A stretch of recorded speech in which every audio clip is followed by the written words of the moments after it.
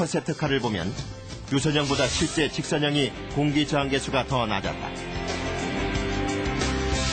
둘 다 디자인에 공기 역학을 적용함으로써 일반 차보다 공기 저항을 30%나 줄일 수 있었다.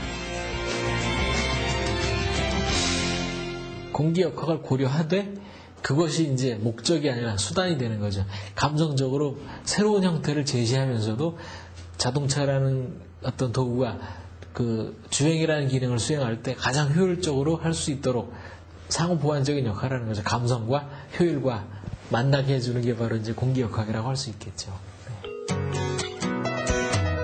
1920년대 자동차 레이스가 처음 시작됐을 땐 무조건 누가 더 빨리 달리느냐가 관건이었다.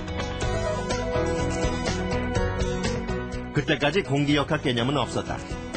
하지만 엔진 성능이 높아지고 자동차는 튼튼해졌지만 문제는 속도였다. 강하면서도 가벼워 더 빨리 달릴 수 있는 자동차를 만들기 위해 1930년대 이후부터 공기 저항을 줄이는 연구가 시작되면서 오늘날 비행기 이륙 속도에 맞먹을 만큼 빠른 경주용 차가 탄생한 것이다. 베르누이의 정리라고 하는 그런 게 있지 않습니까? 예를 들어서 그 하나의 물체 사이를 통과하는 공기가 있는데 한쪽의 흐름이 빠르면 다른 쪽 흐름이 느린 곳보다 압력이 낮아져서 떠오르게 된다. 이게 이제 비행기가 뜨는 원리지 않습니까? 근데 자동차 역시 마찬가지거든요.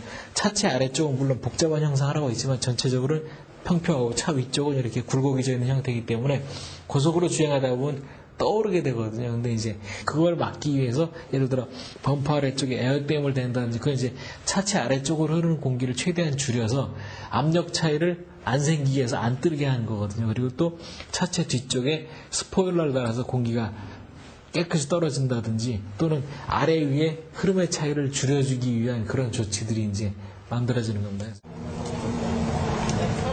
원래 공기 역학은 항공기에 적용되던 기술.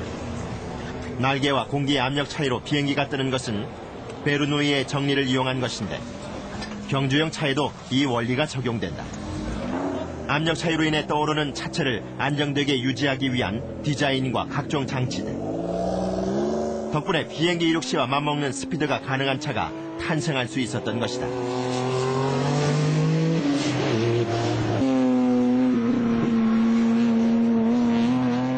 일반 차와 달리 극한의 성능을 끌어올려 달려야 하는 경주용 자동차. 빠르고 정확한 코너링과 제동력을 위해 필수적인 것이 바로 타이어다.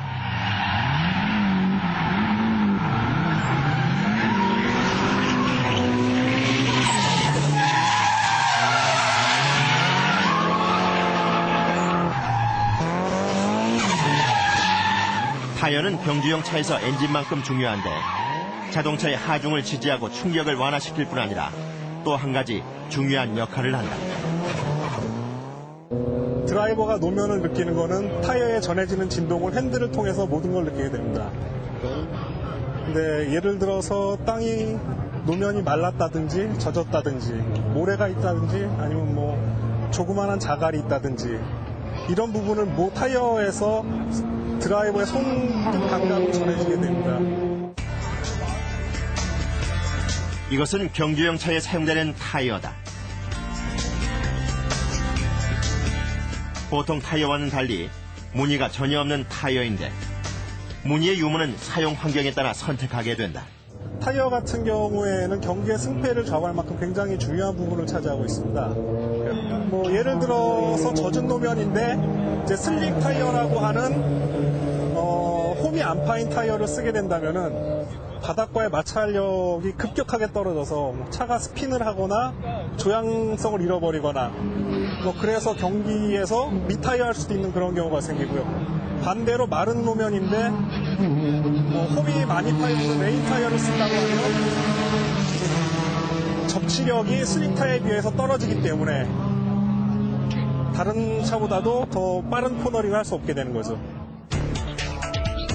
슬릭 타이어, 즉 레이스용 타이어엔 무늬가 없는데 이것은 높은 속도로 달리며 급제동과 선회가 빈번한 경주에서 노면과의 접지력을 극대화하기 위해 홈을 없앴기 때문이다. 반면 동계 레이스용 타이어는 눈 위에서도 접지력을 유지할 수 있도록 복잡한 형상이 된다. 복합적인 무늬가 이색적인 럼플렛 타이어. 공기가 노출되면 주저앉는 일반 타이어와 달리 럼플렛 타이어는 펑크가 난 위험 상황에도 시속 80km까지 달릴 수 있는 최첨단 타이어다. 타이어는 자동차 연비에 결정적인 영향을 미친다. 타이어가 노면과 접촉하며 생기는 에너지 손실, 즉 회전 저항이 생기기 때문이다.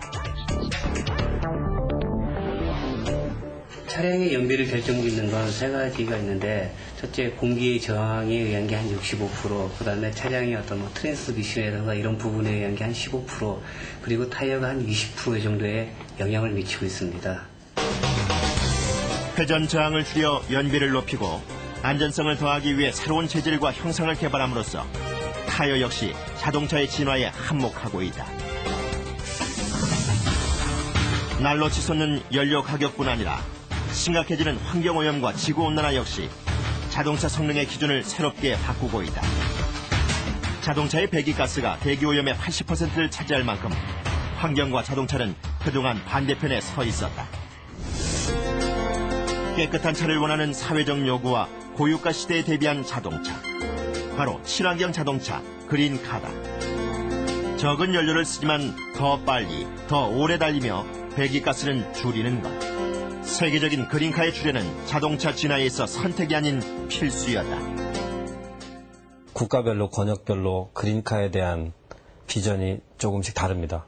그걸 특히 크게 보면 유럽 같은 경우는 클린 디젤차, 그러니까 기존의 경제성이 높은 디젤 차량을 훨씬 더 그 기술을 더 고도화를 해서 공해물질이 적게 나오고 또 연료 경제성이 높은 디젤 차량을 개발한다는 데 초점을 맞추고 있고요.